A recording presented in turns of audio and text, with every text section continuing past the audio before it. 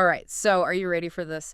We're going deep on one of boxing's most interesting figures, Bernard Hopkins. Absolutely. His story is one for the ages. And we're not just sticking to the headlines, right?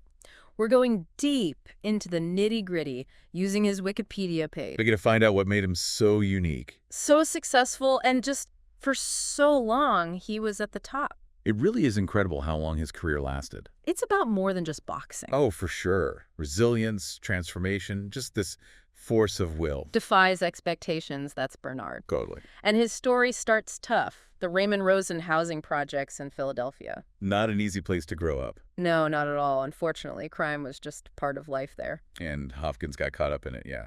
Street life, stabbings, the whole thing. He ends up serving a serious sentence at Graterford Prison, 18 years, by age 17. A turning point for a lot of people. It is, but not always for the better. Right, but this is where Hopkins' story gets interesting. Okay, so prison becomes what? A crucible for him? Yeah, I think that's a good way to put it. Harsh, unforgiving, but it's the birthplace of his boxing career. So wait, he didn't box before prison? Nope, not at all. It's actually a tragic event that gets him into boxing. Okay, well, lay it on me. He sees another inmate get murdered.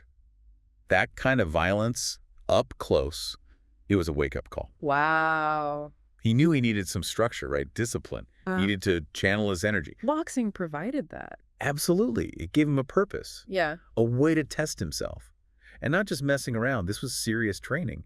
He was on a mission. And when he gets out, there's that story with the warden.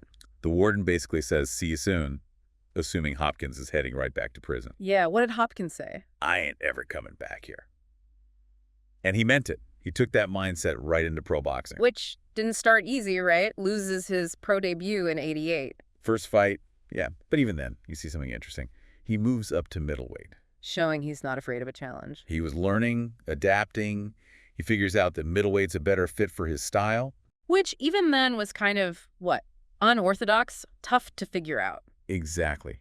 He was using his strengths, his reach, that ring smarts, outmaneuvering opponents. But 1993, he hits a big roadblock.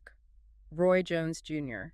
The IBF middleweight title fight, Jones Jr. was on the rise, a very talented fighter. But it's a turning point. Yeah, not because Hopkins wins, because he doesn't, but it's how he reacts to the loss. Most guys would be devastated by a loss that big, that early. Not Hopkins. This is where the mental toughness comes in. That prison experience forged something in him. So instead of dwelling on the loss, he Analyzes it, learns from it, goes back to the gym, gets even better. was determined to come back stronger. And he did. Although there were some bumps in the road, like that draw with Segundo Mercado. In Ecuador, that altitude was brutal. Yeah, it definitely played a factor. But even in that fight, you see the resilience. Hostile environment, struggling to breathe, and he still didn't quit. And he proves it wasn't a fluke, wins the rematch, takes the IBF title in '95. The beginning of an amazing run. 20 title defenses in a row. That was a record, right? And it was. And he wasn't just winning. He was beating some seriously tough contenders.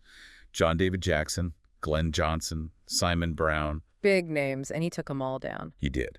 Any one fight stand out from that era. Oh, man, there are a few, but that 24-second knockout of Steve Frank? Oh, yeah, that was a statement. Raw power, but also the smartest to see a weakness and exploit it like, instantly. It was both, right. Brute force and strategy. That became his thing. It did. He wasn't just brawling. This was chess in the ring. This was mental, more than just physical. He was breaking opponents down mentally. And then, 2001, this is a big year, puts him in the history books, the middleweight unification tournament. This tournament, it brought together all the champs, WBC, WBA, IBF. To figure out who was the best middleweight, period. The undisputed champ. Exactly. And Hopkins, he was going in with a target on his back, right? Years of dominance, but still, some people doubted him. They didn't doubt for long. He beat Keith Holmes first, a real technician. Took the WBC title. It was calculated, like surgery. Then the big one, Felix Trinidad. A legend, man. From Puerto Rico, knockout record was insane. This fight, the hype was off the charts. More than hype, this was a rivalry.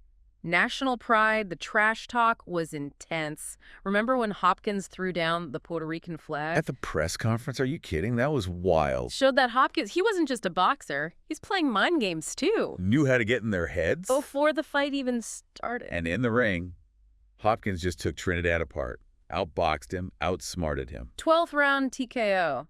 Undisputed middleweight champ. What a moment. It wasn't just a win, it was, I don't know, a statement. Was about his legacy. He unified the division, cemented himself as one of the best. More than that, he went beyond boxing. He became an icon. Resilience, Yeah. determination. Believing in yourself. And he wasn't done. He defended that unified title 6 times. Then, the showdown with De La Hoya in 2004. That was a mega fight. The kind that goes beyond sports everyone was watching. And Hopkins delivered. Knocked De La Hoya out in the 9th. Became the first to unify all 4 major titles. WBC, WBA, IBF, WBO.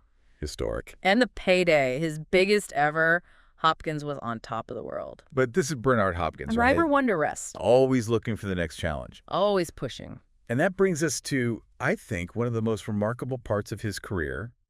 41 years old, 2 losses to Jermaine Taylor. Most people thought that was it. Time to retire. But not Hopkins. He decides to move up to light heavyweight.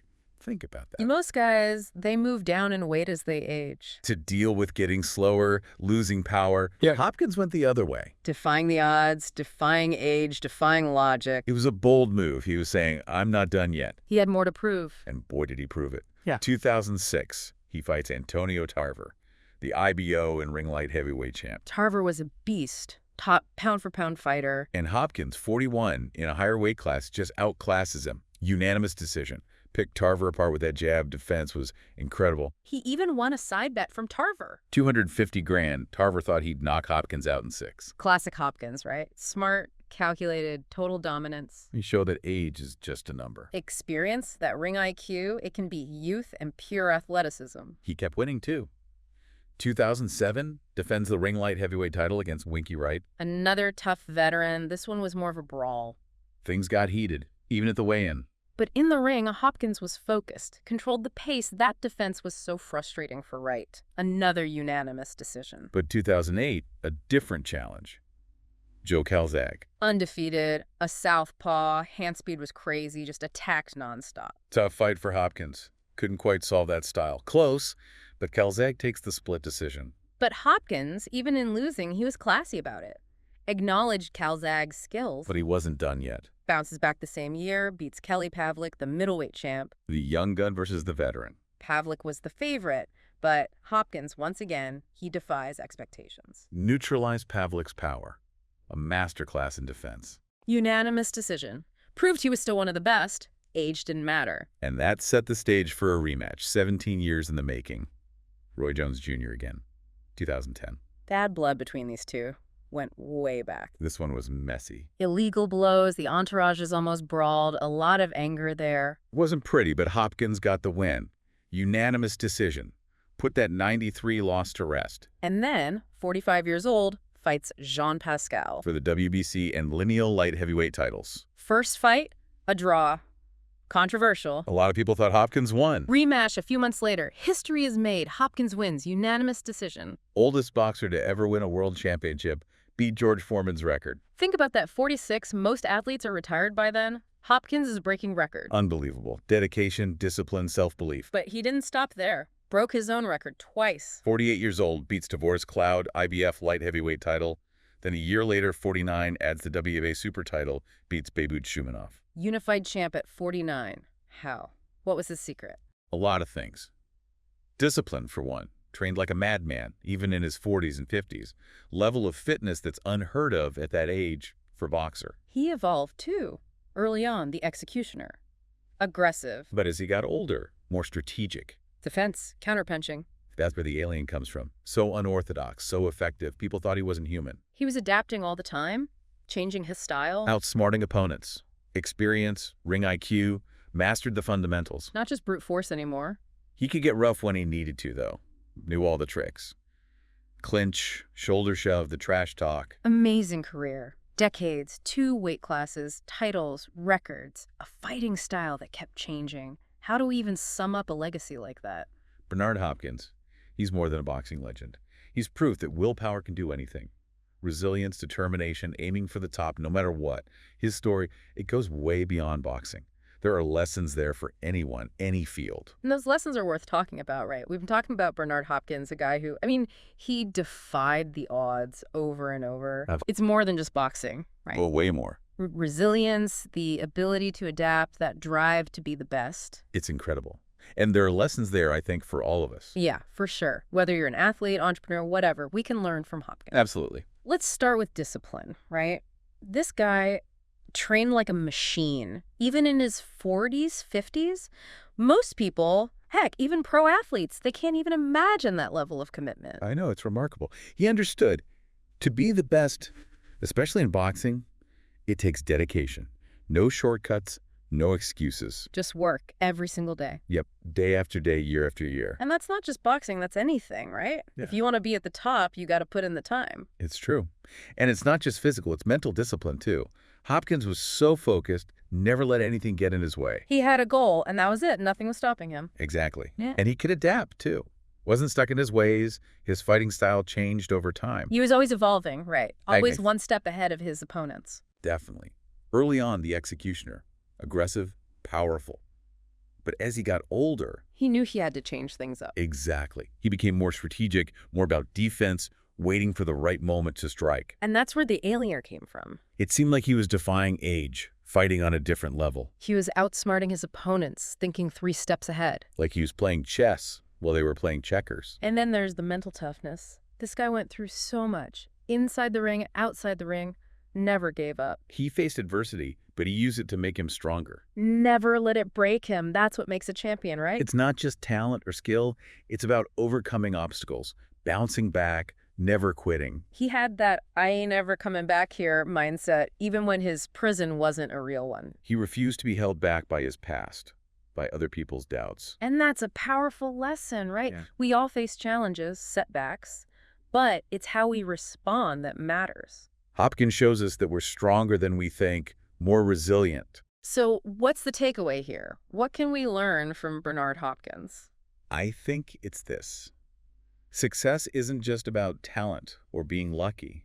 It's about dedication, working hard, being able to change, believing in yourself. And never giving up on your dreams. Never, no matter what gets thrown your way. Hopkins, he found his ring, and he fought for what he believed in every step of the way. His story is an inspiration. It really is. Shows us what the human spirit can achieve. What we're capable of. And on that note, we'll wrap up this deep dive. Join us next time for another incredible story.